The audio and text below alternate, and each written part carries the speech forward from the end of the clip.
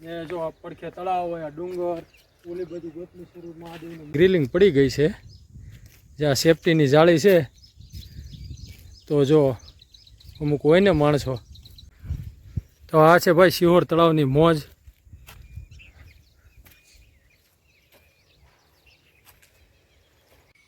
તો અમે આવી ગયા છીએ ગૌત તળાવ ગોતમેશ્વર મહાદેવની જગ્યામાં. તો આ જો આ મહાદેવ ગોતમેશ્વર જવાનો રસ્તો છે, એનો ગેટ, અને અમારી પાછળ છે તળાવનો રસ્તો છે. તો ચાલો આપણે આજે તળાવની મુલાકાત લઈશું.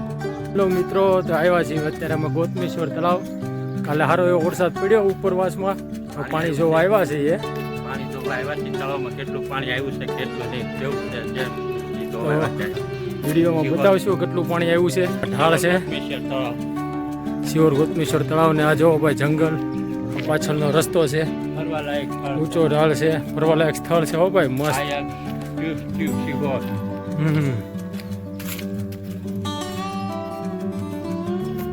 તો વિડીયોમાં બન્યા રહેજો. તો પહોંચી ગયા છીએ મિત્રો અમે અહીંયા તળાવ ઉપર, ને આ તળાવનું સર્કલ, ને કિશોરભાઈ જો ફોટા પડવા મળ્યા છે. હવે જો ભાઈ પાણી હજી તો ઘણું બધું ખાલી છે તળાવ,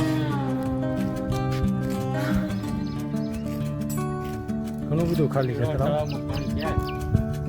બધા કહે છે પણ વેણ કોઈ ભરાણું નથી ભાઈ કાંઈ, ખાલી એમ તા ખોટા સમાચાર હતા. બાકી તો હવે એટલામાં જઈને જોઈએ પછી ખબર પડે કેવું પાણી છે, કેટલા ફૂટે પાણી છે.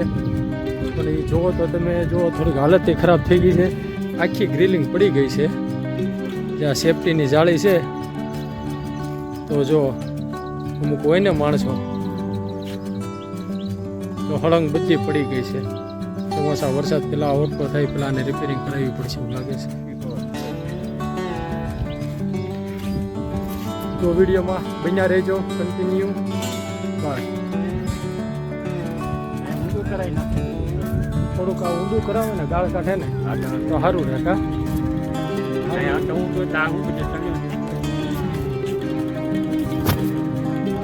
પાણી છે પણ જો હજી ઊંડું બીજું હોય ને પાણીમાં સંગ્રહ સારો થાય એવો. અહીંયા આ બાજુમાં છે જળું પાણી, અહીંથી શિહોર આખાને સપ્લાય થાય પાણી. જો ભાઈ આ રોડ. તો અત્યારે ઘડીક ટાઈમ હતો તો અમને જો આટો મારીએ. પ્લાન્ટ છે, અને આ અહીંથી બધી આખા શિહોરમાં બધા પાણી સપ્લાય થાય છે. બતાવજો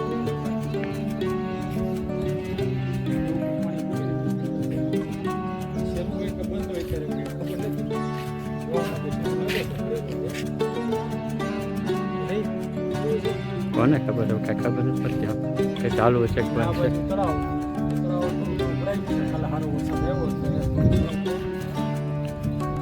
મજા આવે એવું છે. એકાદ મહિના પછી મસ્ત છે. તો બધા ટાઈમ લઈને ફરવા પણ આવજો. આપણા ગુજરાત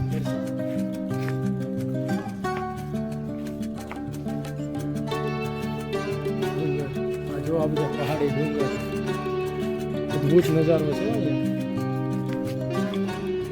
એનો નજારો જંગલ જેવું વાતાવરણ હોય છે અહીંયા. જો આ પડખે તળાવ હોય, આ ડુંગર, દરવાજા છે, ત્યાંથી ઓવરફ્લો થઈને પાણી નીકળી જાય. તો આપણે ચોમાસા શરૂઆતમાં વિડીયો બનાવ્યો છે, પછી જ્યારે ઓવરફ્લો થાય ત્યારે આપણે વિડીયો મૂકીશું. આ ફિલ્ટર પ્લાન છે, જોઈ લેજો.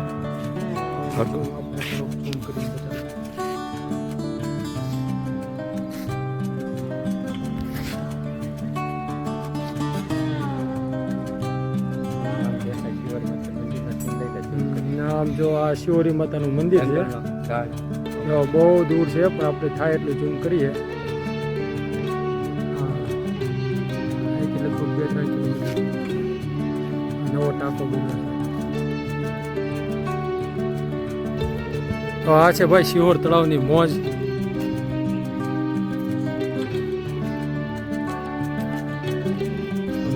આપણે જ્યાં પાણીના ગેજ છે જે માપવાનું હોય છે કેટલા ફૂટ પાણી આવ્યું છે ત્યાં પહોંચી ગયા છીએ તો અહીંયા આગળ આપણે ત્યાં જઈશું અને એકવાર જોઈશું.